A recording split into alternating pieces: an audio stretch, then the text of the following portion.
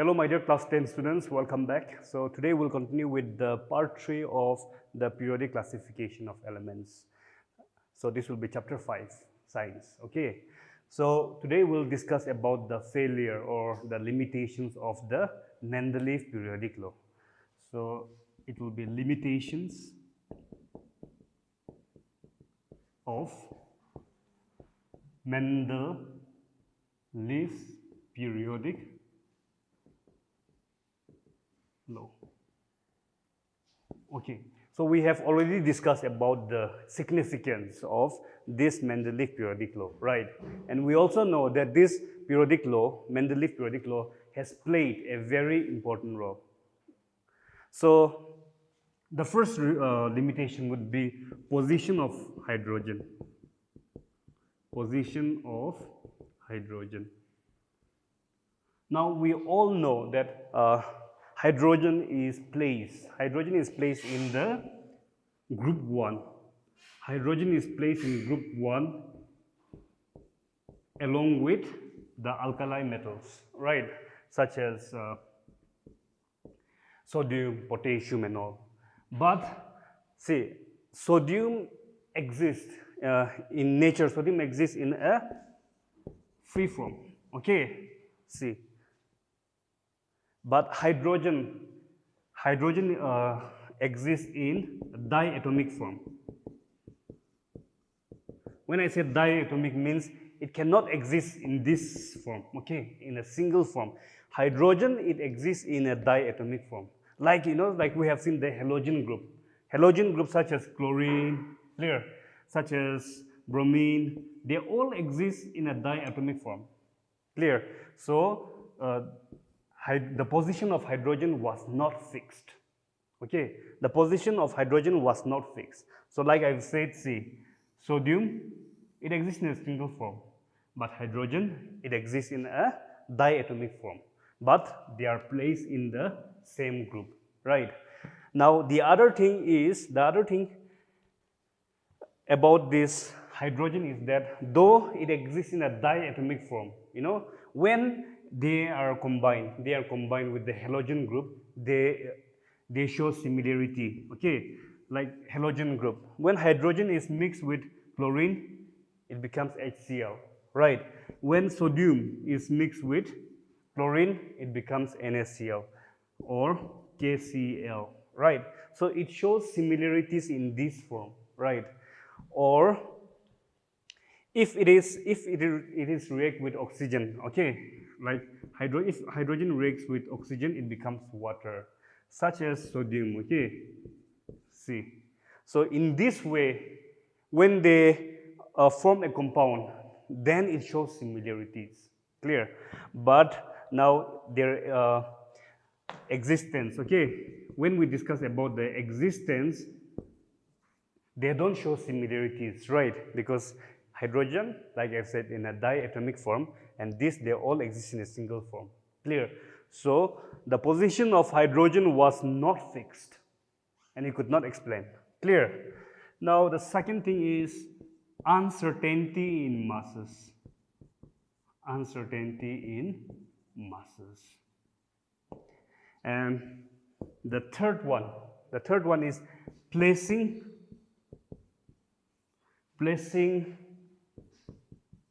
heavier elements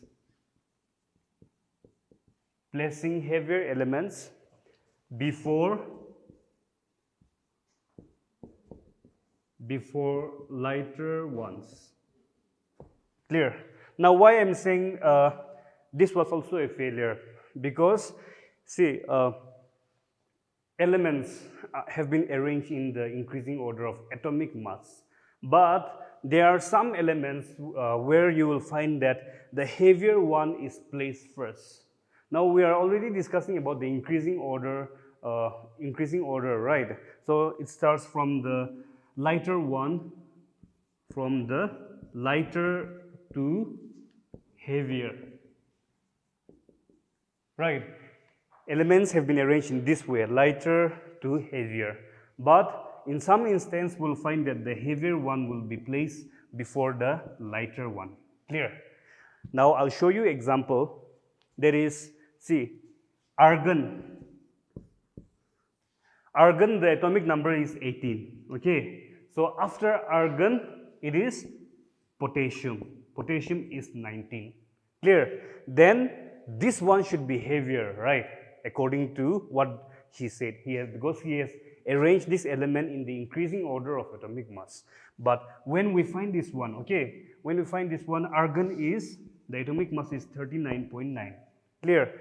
And potassium is 39.1. So which one is heavier? Which one is heavier? Now, argon is heavier, right? And the argon atomic number is 18 and potassium is 19. But the heavier one has been placed before the lighter one, right? And the other one would be cobalt and nickel. Okay, cobalt and nickel. So here, see the atomic mass. The heavier one has been placed before the lighter one. 58.9 is heavier than 58.6, right? So in some cases, the heavier element has been placed before the lighter element. And this is a contradiction, right? So placing, the third point would be placing heavier elements before the lighter one. Clear? Okay. Now, students, now we'll discuss about the isotopes, okay? Isotopes. Like, okay, when we say isotopes means regarding with the elements, let's say isotopes of elements have same chemical properties but different atomic mass. Clear? Different atomic mass. So chlorine, okay? Chlorine has two isotopes such as chlorine 35 and chlorine 37. Clear? Chlorine has two isotopes, that is chlorine 35 and 37. That means one atomic mass is 35 and the other atomic mass is 37. Clear? So what happens is that in isotopes of element means that have the same chemical property, okay? Property, but different atomic mass. So the mass is different, though they have similar chemical property. So he did not give a place for these isotopes. Clear? Mendeleev did not give a place for these isotopes, so that was the failure. Now you have already understood these isotopes, right? Isotopes means having same chemical property, but the atomic mass is different, okay? So there was no place for such isotopes. So that was the one of the failure. So we have discussed about the 4 limitations, so you can note it down, okay? I'll repeat again very quickly. Now, position of hydrogen was not fixed. Clear? The second was uncertainty in masses. In these masses means we're referring to atomic masses, okay? Third one, placing of heavier element before the lighter ones. Clear? And the fourth one is isotopes of element. There was no place for these isotopes of chlorine, okay? So that was all about the limitation of Mendeleev periodic law. Now we are going to discuss about the modern periodic law, okay, modern periodic table. But under this Mendeleev periodic law, you have to know that how many groups and how many periods were there, clear? And during his time, how many elements were known, okay? And the significance. So now we will discuss about the modern periodic law.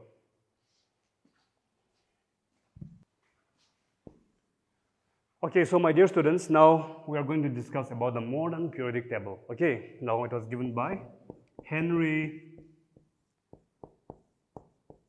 Moseley in 1913. Okay, now here I'll give you the law. Modern periodic law states that, okay, states that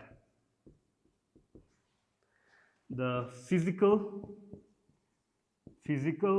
and chemical properties of elements are periodic functions of their atomic number. Clear? So this is the modern periodic law. Now, if you are asked this law, you just have to write that. It states that the physical and chemical properties of elements are periodic function of their atomic number. Now, see, there is, if we have to compare with the Mendeleev periodic law, it was based on the atomic mass, right? But this one is the property of element are periodic function of their atomic number. So that is the difference, okay? If you are asked in exam one major difference between the Mendeleev and the modern periodic table, then you have to say that in the Mendeleev periodic law, it was based on the periodic function of their atomic mass, right? But in modern periodic table, it is based on the atomic number.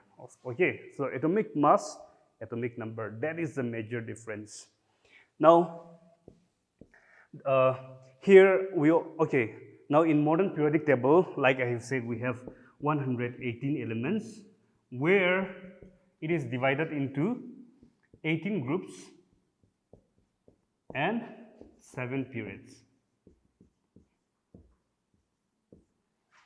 Clear? 7 periods. Okay, so students, now we'll discuss something about the groups and periods. Okay, groups and period. Now, about the groups, this means the vertical column, right? Now, elements in the same group, okay? One thing about a group is element in the same group have similar properties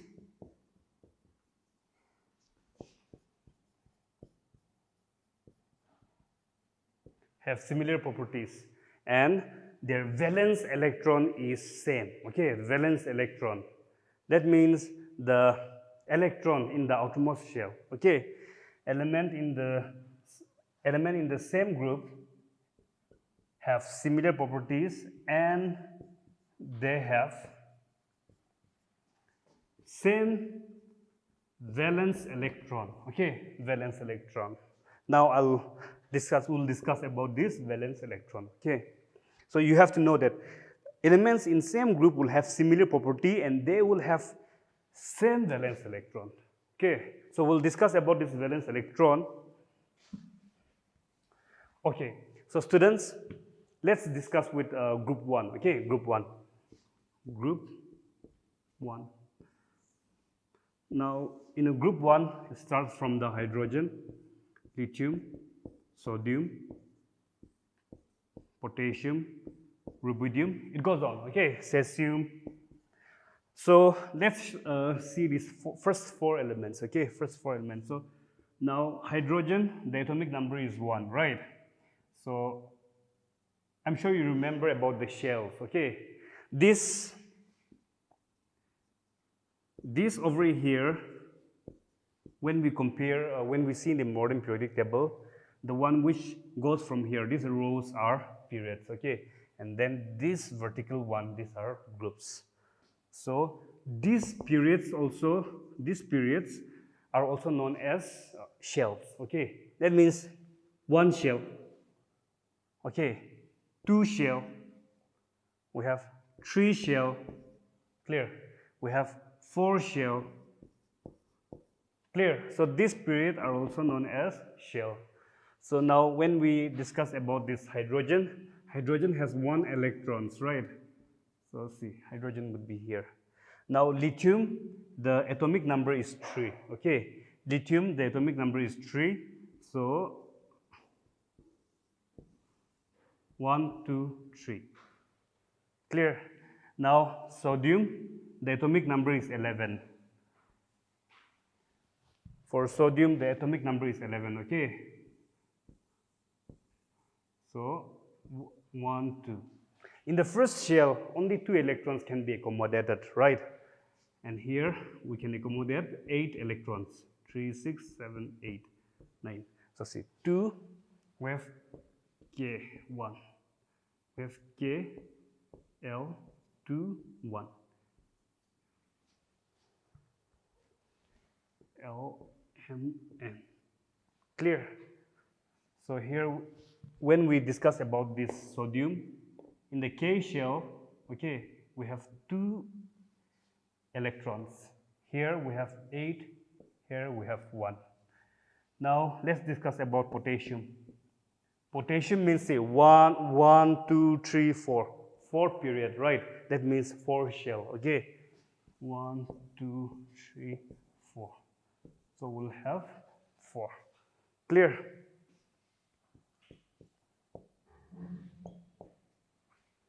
Clear. So students, now see, when we go down, okay, when we go down, what similarities you can see? We can see that the outermost shell, when I say the outermost shell means this is the outermost shell, right? See, this is the outermost shell, this is the outermost shell, this is the outermost shell. In the outermost shell, we get to see only 1 electron, right? See, though the atomic number is different, okay, they belong to the same group. They belong to the same group, same family. Why? Because they have the same valence electron. See, in the outermost shell, we get to see that all of them has 1, 1, 1, 1. Clear? So valence electron means that is the electrons present in the outermost shell. Okay. So same groups, elements present in the same group will have the same valence electron. That you have to know. Clear? Now students will discuss about the certain trends, okay? Certain trends in modern periodic table, okay? So first let's discuss about the atomic size. Okay, so students, what happens when we go down the group? What difference do you see? So you have to know that as we go down the group, the atomic size increases, right? See, the size is increasing as we go down the group. So as we go down the group, atomic size increases, okay? Yeah, and if you are asked atomic size or atomic radius, that is the same, okay? Because we can compare this one with the radius, right? See, radius. So the radius, atomic radius increases as we go down the group. Clear? Now what happens as we go along the period, okay? What happens to the atomic size as we go along the period? It will increase or decrease? Now it will decrease. Clear? Why it will decrease? I will explain, okay? Now students, let's take example here. Now this is lithium, right? After lithium we have beryllium, okay? And then here we'll start